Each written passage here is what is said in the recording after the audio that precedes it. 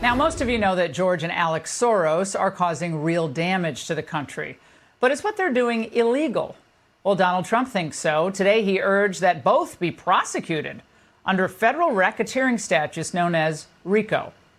Their organization, Open Society Foundations, has funneled millions into the groups behind the protests that we've seen over the last few years, like Indivisible. That's the group behind the national Tesla protests.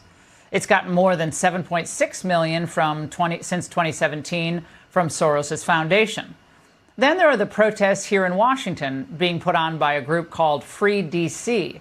It also gets money from nonprofits like Community Change and Community Change Action. But where do they get money from? Well, again, you have to do this diagramming, but millions from that can be traced to left-wing dark money mega donors, which include George Soros and his foundations. So whether it's protesting Tesla or backing progressive DAs, his money has touched a lot, and not much of it is good, including illegal immigration. We are going to need all of that fuel to continue to combat this administration that continues to bring political terror to our Black, brown, working families and immigrant communities. The group is called CASA, which is fighting to keep alleged MS-13 gang member Kilmar Abrego Garcia here in the United States.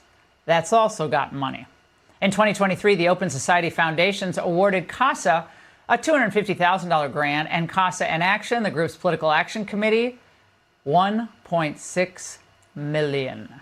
Here with details is Sutherland, director of Americans for Public Trust. Caitlin, sometimes doing the Soros connection can take a little work, but it's pretty obvious what's going on here. The Open Society Foundations, though, slammed Trump's Truth Social post, saying these accusations are outrageous and false. The Open Society Foundations do not support or fund violent protests. Our mission is to advance human rights, justice, and democratic principles at home and around the world. Your reaction to everything we just laid out?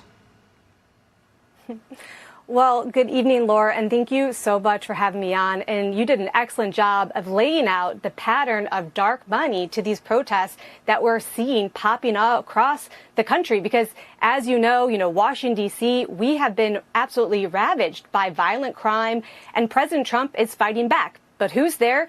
It's George Soros and other extremist groups who are mobilizing and bankrolling protests to fight back against policies that are going to keep our streets safe. So time and time again, we see George Soros and other groups are the ones bankrolling these extremist protests across the country. But how is that a violation of the law? That's the question.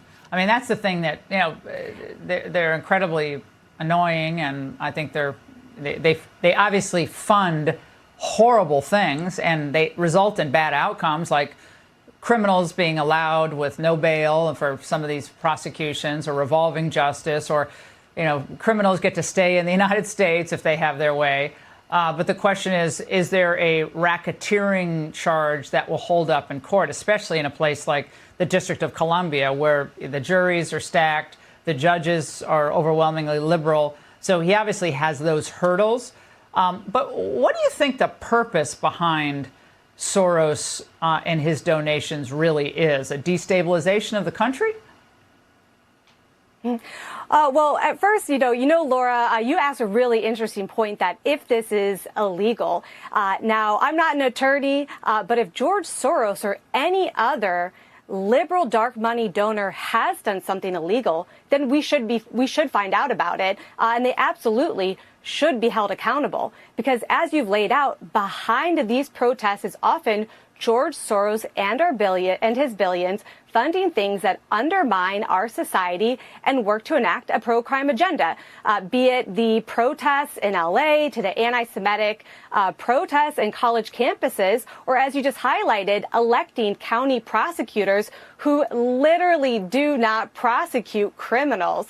That is why following the money is so important with all these causes.